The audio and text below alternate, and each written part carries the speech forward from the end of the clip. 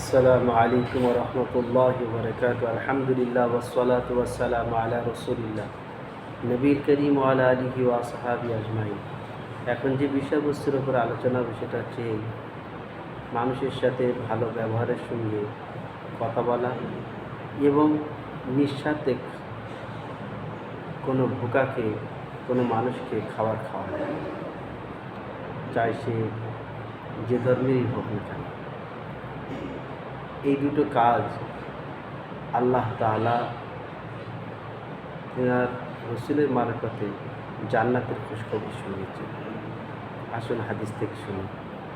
আন হানি রাদিয়াল্লাহু আনহু আন্নাহু লাম্মা ওয়াফাদা আলা রাসূলিল্লাহি সাল্লাল্লাহু আলাইহি ওয়াসাল্লাম ক্বাল ইয়া রাসূলাল্লাহ আইয়ু শাইইন ইউজিবুল জান্নাহ ক্বাল আলাইকা বিহুসনিল কালাম ওয়া বাযলিত তাআম রাওয়াহুল হাকিম। হযরত হানি রাদিয়াল্লাহু তাআলা আনহু বর্ণনা করছেন যে রাসূল পাক সাল্লাল্লাহু আলাইহি ওয়াসাল্লাম এর খিদমতে যখন উনি এসছেন, তো আল্লাহ রসুলকে প্রশ্ন করলেন যে কোন আমলটা মানুষকে জান্নাতে নিয়ে যেতে পারে, জান্নাত অজীব হয়ে যাবে, কোন আমল করলে? রসুল পাক সাল্লাল্লাহু আলাইহি সাল্লাম বললেন যে মানুষের সাথে ভালোভাবে কথা বলা, ভালো আখলাকের সাথে কথা বলা এবং মানুষকে নিঃস্বার্থে খানা খাওয়া।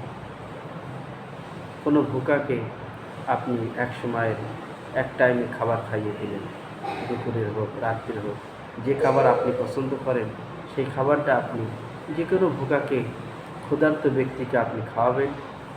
আর আপনার থেকে চেষ্টা করবেন যে মানুষের সাথে ভালো ব্যবহারে ভালোভাবে কথা বলেন। এই দুটো আমল আল্লাহ তাআলাকে রাজি করা, খুশি করার আমল, যেটা আপনাকে জান্নাত পর্যন্ত পৌঁছে দেবে। আল্লাহ তাআলা আমাকে ও আপনাকে করার তৌফিক দান করুন। আমি